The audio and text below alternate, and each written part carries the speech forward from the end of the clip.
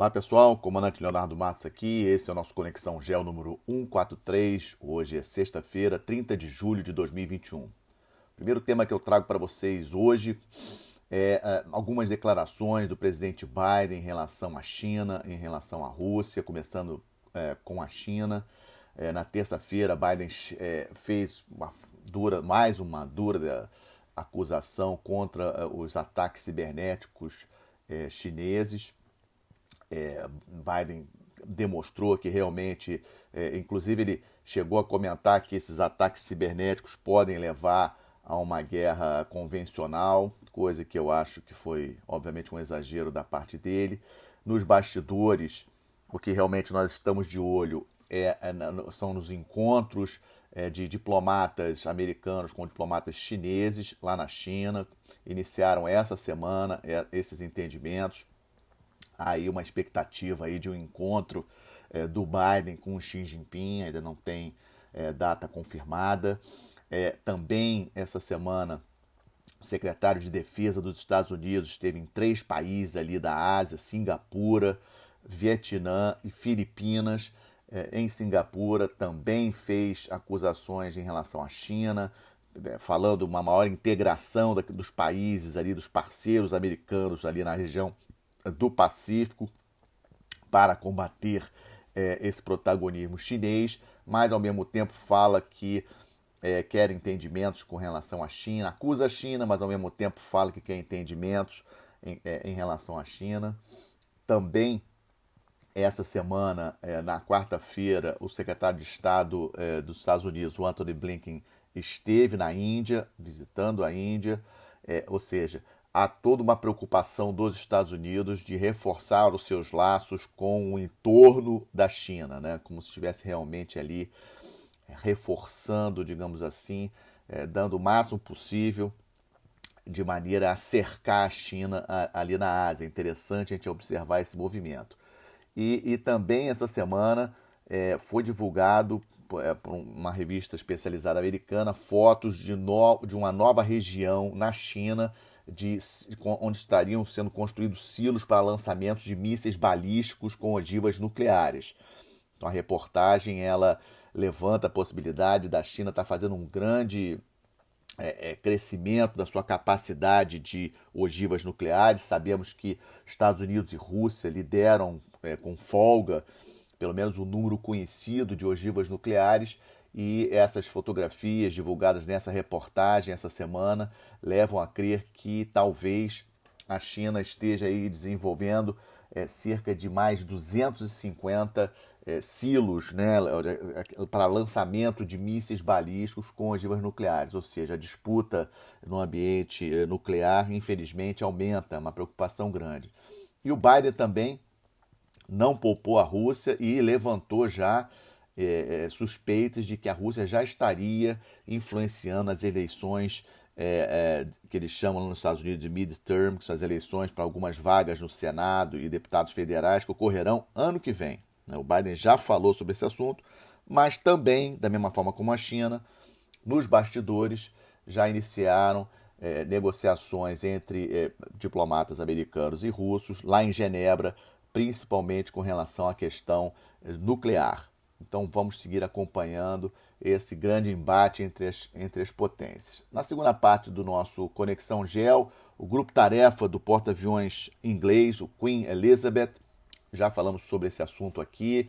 É uma grande aposta do Reino Unido de tentar manter o seu protagonismo no cenário internacional.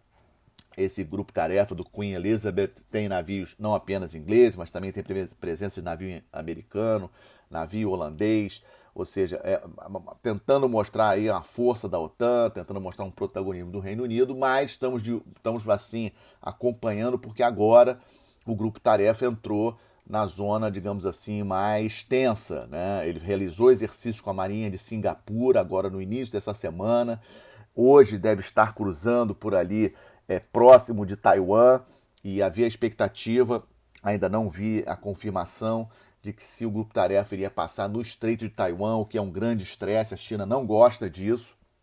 Então vamos seguir aí acompanhando o grupo tarefa do Queen Elizabeth, que, sem sombra de dúvida, será alguns periódicos, inclusive, falam que é o momento de maior tensão aí para a Marinha Inglesa desde a Guerra das Malvinas, né? Também, nesse quadro de disputas hegemônicas, comentar com vocês a parada naval pelo aniversário da Marinha Russa, ocorrida no último domingo. Essa parada naval ela reuniu 54 navios, com a presença de navios de 3 países, Irã, Índia e Paquistão. É interessante a gente ver essa presença, essa grande parada ela ocorreu ali em frente de São Petersburgo, com a presença do presidente Putin, ministro da Defesa da Rússia, comandante da Marinha da Rússia, mas também ocorreu em várias outras cidades onde são localizadas as esquadras russas, né? Então, um dia, isso ocorre no último domingo de julho, todos os anos, e ajuda a gente a ter uma noção até em relação a esses alinhamentos da Rússia, né? A presença do Irã ali mostra as ligações do Irã com a Rússia, né? É um dado importante. A Rússia é o maior fornecedor de armas para a Índia e, obviamente, onde a Índia vai, o Paquistão tenta também estar junto. Essa briga entre Índia e Paquistão é uma coisa importante. E aí, fatalmente, a Índia enviando navio para a parada naval, o Paquistão não quis ficar atrás. Então, a participação também de navios da Índia e do Paquistão.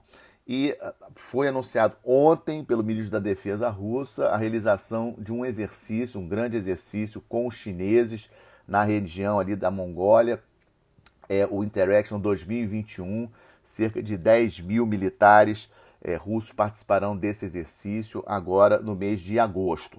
Em relação ao balanço da pandemia, boa notícia, uma relativa queda dos casos na Europa, depois de uma subida grande.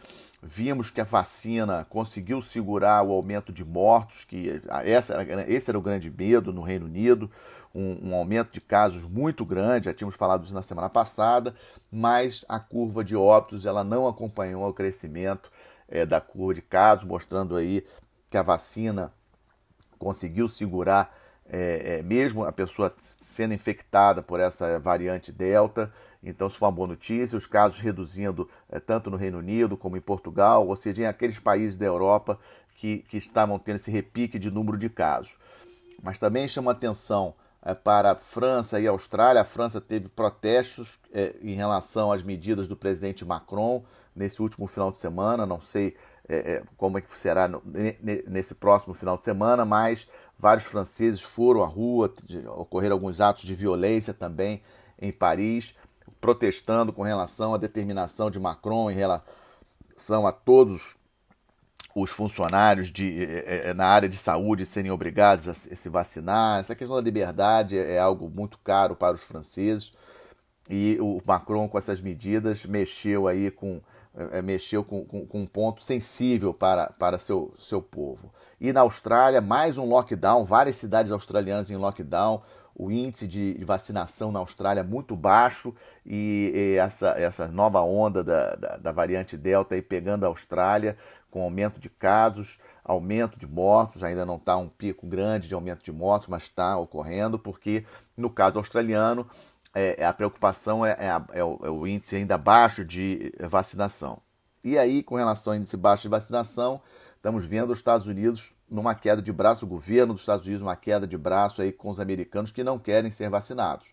Então, isso é uma questão importante. Ontem o Biden, inclusive, chegou a falar de ser pago $100 para cada americano que venha se vacinar totalmente, ou seja, uma coisa impressionante, ou seja, está sobrando vacina nos Estados Unidos, o problema é que muitos americanos não querem ser vacinados, há uma previsão, inclusive, para os próximos dias, que o Brasil passe os Estados Unidos em percentual de vacinação, o Brasil indo muito bem na vacinação, os Estados Unidos deu uma parada, o número de casos aumentou, então essa é uma preocupação grande do governo americano. Havia uma expectativa, inclusive, que o Biden ontem anunciasse que seria obrigatório para todos os funcionários federais serem vacinados.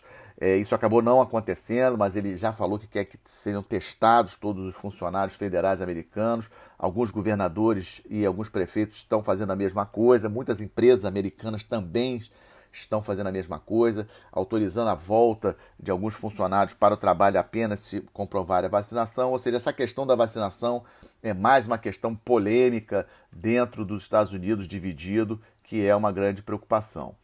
Na quarta parte do nosso Conexão de hoje, está o quadro do Estamos de Olho.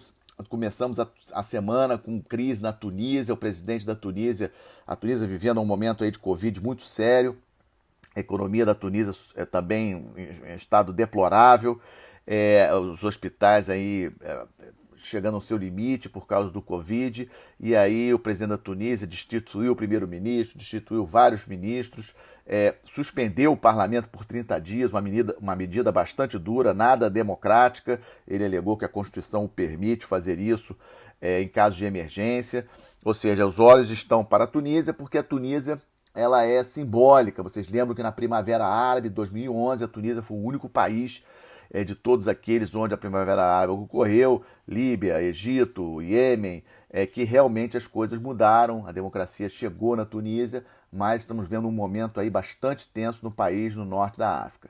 Com relação ao Afeganistão, os Estados Unidos voltaram a efetuar ataques aéreos contra algumas posições do Talibã. O general americano, comandante do Comando Central, que é responsável pela área do Afeganistão, visitou o Afeganistão. E aí, interessante que na entrevista coletiva perguntaram a ele se depois da saída de todas as tropas americanas do Afeganistão, que deve ocorrer agora até o final do mês de agosto, se esses ataques aéreos continuariam, e ele não respondeu. Ou seja, tudo leva a crer que realmente os Estados Unidos vão sair totalmente do Afeganistão, inclusive com relação a essa parte aí de ataques aéreos ao Talibã. E o mais importante na minha avaliação com relação ao Afeganistão essa semana foi o encontro de uma delegação do Talibã com o ministro de Relações Exteriores da China essa semana. Bastante significativo, ou seja, a China se aproximando do Talibã, como que já meio que reconhecendo o Talibã como a grande força do Afeganistão. Isso aí é um fato a ser acompanhado, né? Obviamente preocupa muito o Ocidente. Índia e Estados Unidos, eu tinha comentado que o secretário Antony Blinken esteve na Índia essa semana, o tema Afeganistão também estava na pauta de conversas, é um caso que eu vou continuar falando aqui no nosso Conexão Geo. Cuba prossegue com todos os elementos para uma ruptura, lembrando que eu já comentei, internet fechada, o presidente de Cuba liberou a importação de alimentos e remédios sem imposto para dar uma aliviada na pressão. A Venezuela segue fornecendo petróleo para Cuba, um elemento importantíssimo para a sobrevivência dos cubanos, mas os motivos que levaram àqueles protestos ainda permanecem. Então, Cuba merece ser acompanhada. No Peru, o novo presidente Pedro Castillo tomou posse na quarta-feira. O Brasil foi representado pelo seu vice-presidente, general Mourão. E agora a questão que preocupa é que o Congresso peruano, maioria de oposição em relação ao presidente. Então, Pedro Castillo deve ter muita dificuldade para governar, deve ter ter que governar com muito cuidado, porque senão pode acontecer novamente do Peru ter mais um presidente sofrendo impeachment. E o ministro da Economia escolhido pelo Pedro Castillo já mostrou bastante moderação em relação a todas aquelas promessas do Pedro Castillo antes, na época da eleição, já dizendo que não vai estatizar todas as empresas e que as finanças serão tratadas com muito cuidado no país. Bastante interessante a gente acompanhar o que está acontecendo no Peru, um vizinho importantíssimo aqui na América do Sul. Em relação a Moçambique, está ganhando força aquela força multinacional da Comunidade de Desenvolvimento da África Austral. Vocês lembram que eu já comentei aqui que a comunidade aprovou o envio de tropas para apoiar Moçambique, aquela revolta no norte do país, na região de Cabo Delgado, uma região rica em gás, onde a Total francesa tem uma operação importante ali para prospecção de gás lá no norte de Moçambique. E a comunidade austral, vários países já estão começando a aprovar o envio de tropas, o principal deles, a África do Sul, confirmou o envio de 1.500 militares da África do Sul para lá. Angola, um efetivo pequeno, 20 militares, devem estar indo inclusive para Moçambique hoje. E os militares de Ruanda já estão lá, cerca de 1.000 militares de Ruanda estão lá, esses já estão efetivamente em combate contra os insurgentes.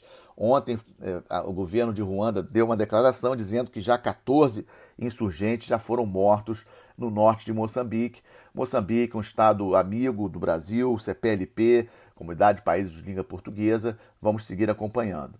E no último quadro desse nosso Conexão, no quadro de boas notícias sobre o Brasil, saiu aí um informe do Ministério da Economia que 10 em 13 setores da indústria brasileira já retomaram seu nível pré-pandemia. Essa é uma informação muito boa. Destaque para a produção de cimento, que está, obviamente, associado com infraestrutura. Subiu 22% em relação aos níveis de 2019. Essa é uma informação muito positiva. Nesse mês de junho, voltamos a ter saldo positivo nos empregos do Brasil. O primeiro semestre no Brasil, em termos de emprego, teve um saldo positivo de 1.530.000 novos empregos, ou seja, o saldo entre novos empregos e demissões, um saldo positivo de 1.530.000. É o melhor primeiro semestre em 11 anos em termos de geração de empregos. Sem sombra de dúvidas, uma excelente notícia para nós. Mais emprego, mais dinheiro para o nosso povo, melhores condições de vida. E é com isso que fecha o nosso Conexão Geo número 43, agradecendo a audiência de vocês. Lembrando que todos os nossos episódios estão disponíveis no YouTube e lá no Spotify. Um excelente final de semana, uma boa semana, até a próxima sexta-feira.